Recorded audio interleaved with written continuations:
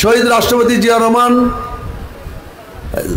দল গঠন করার পর মাত্র 2 বছর ক্ষমতায় ছিলেন।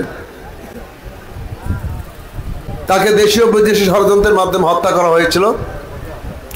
কারণ 5 বছরে শহীদ রাষ্ট্রপতি জিয়া রহমান এদেশের মানুষের মুখে হাসি ফুটিয়েছিলেন, এদেশের মানুষের আশা আকাঙ্ক্ষার বাস্তব প্রতিফলন ঘটিয়েছিলেন।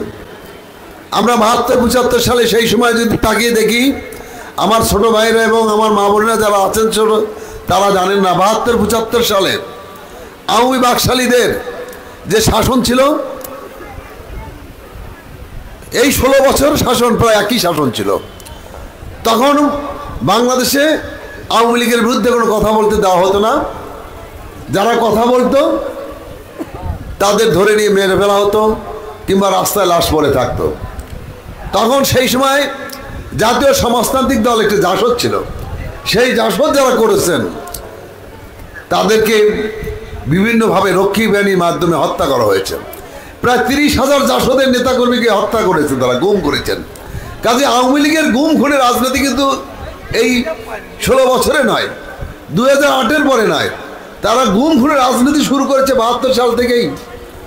সুন্দরী মেয়েদের যাদের পছন্দ হতো তাদের তুলে নিয়ে যেত। মুজিব বাহিনী এবং যুবলীগ, ছাত্রলীগ নামে মানুষ ঘর থেকে বেরোতে চেত না।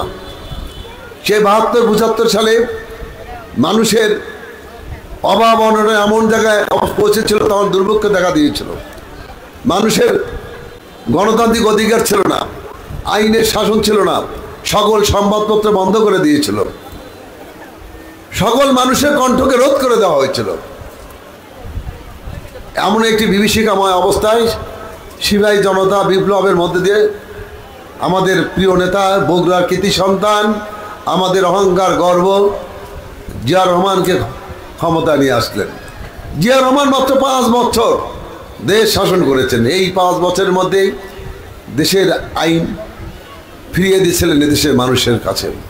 আইন শৃঙ্খলার যে চরম একটা বিশৃঙ্খলা ছিল, সেটিকে সঠিক রাস্তায় নিয়ে এসেছিলেন। এদেশের মানুষের গণতন্ত্র ফিরিয়ে দিয়েছিলেন। একদলীয় শাসন ব্যবস্থা থেকে বহুদলীয় গণতন্ত্র ফিরিয়ে দিয়েছিলেন। জিয়া রহমান এদেশের মাঠে, কলে, কারখানায়, ক্ষেত খামারে ঘুরে বেরিয়ে উৎপাদনকে বৃদ্ধি করেছিলেন। জিয়া রহমান রাস্তাঘাট করেছেন, জিয়া রহমান স্কুল কলেজ বিভিন্ন শিক্ষা প্রতিষ্ঠান করেছেন। জিয়া রহমান শাসন আমলের কথা মানুষ এখনো স্মরণ করেন এবং জিয়া রহমান একজন খাঁটি দেশপ্রেমিক ছিলেন, সৎ ছিলেন এবং রাষ্ট্র নায়কোচিত তার মধ্যে দৃঢ় একটি মনোবল ছিলেন। জিয়া রহমান শুধু আমাদের দেশের নেতা ছিলেন না, তিনি আন্তর্জাতিক নেতায় পরিণত হয়েছিলেন। কাজে জিয়া রহমানের কথা আমরা অল্প সময় বলে শেষ করতে পারবো না। সেই জিয়া রহমানের প্রতিষ্ঠিত সেই দলটি বাংলাদেশ জাতীয়তাবাদী দল।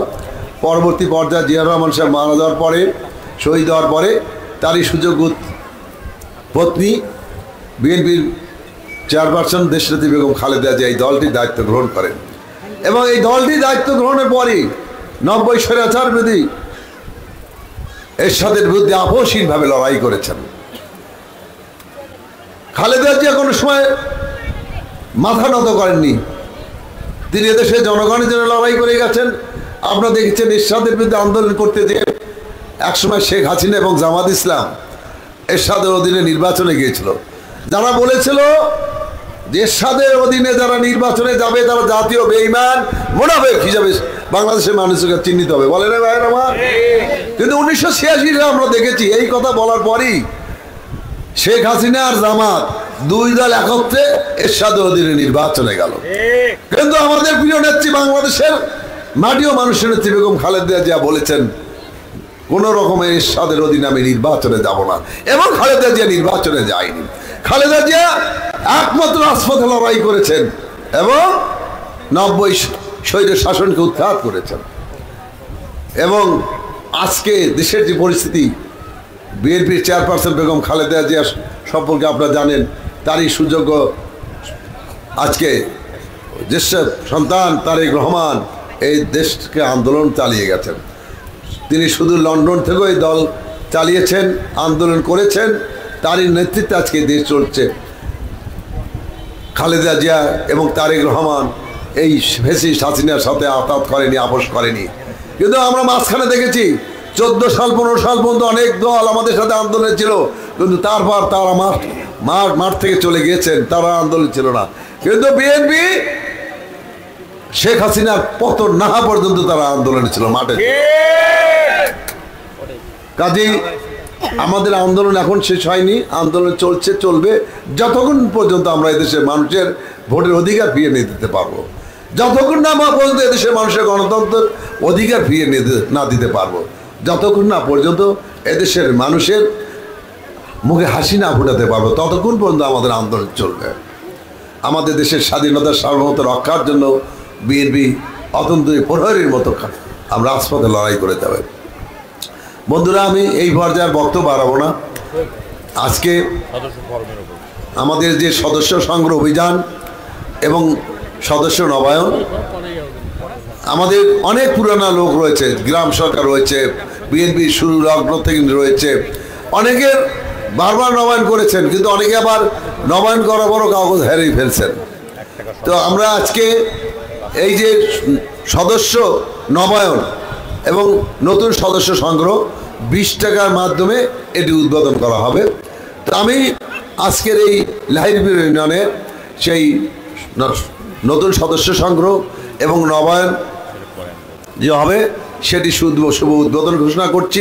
এবং উদ্বোধন ঘোষণার মধ্যে দিয়েই আমাদের অত্র ইউনিয়নের সভাপতি সাহেব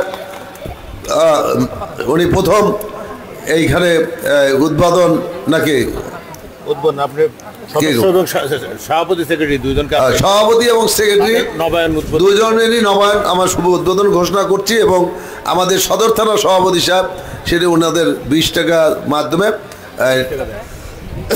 20 টাকার মাধ্যমে এটি আমরা নবায়ন শুরু করছি। আমরা আশা করছি লাহিড়ীপাড়া ইউনিয়ন সবচেয়ে বেশি নবায়ন করবেন এবং সদস্য সংগ্রহ শুরু করবেন। এই দুইটা সভাপতি এবং সেক্রেটারি 20-40 টাকা জমা হয়েছে। এইভাবে আপনি বলেন যে তো সবাই আপনারা যারা সদস্য নবায়ন করবেন এবং যারা নতুন সদস্য হবেন প্রত্যেকে 20 টাকা করে দেবেন। এই 20 টাকা আমাদের সেন্ট্রাল অফিসে জমা হবে। এই 20 টাকা আমাদের সেন্ট্রাল অফিসে জমা হবে। আপনারা এখান থেকে থানায় দেবে, থানা থেকে জেলায় দেবে, জেলায় এটা সেন্ট্রাল অফিসে জমা দেবে। এবং আপনাদের এই কার্ডটি যত্ন করে রাখবেন, লেমিনেটেড করে রাখবেন। এটি একটা ইতিহাস যে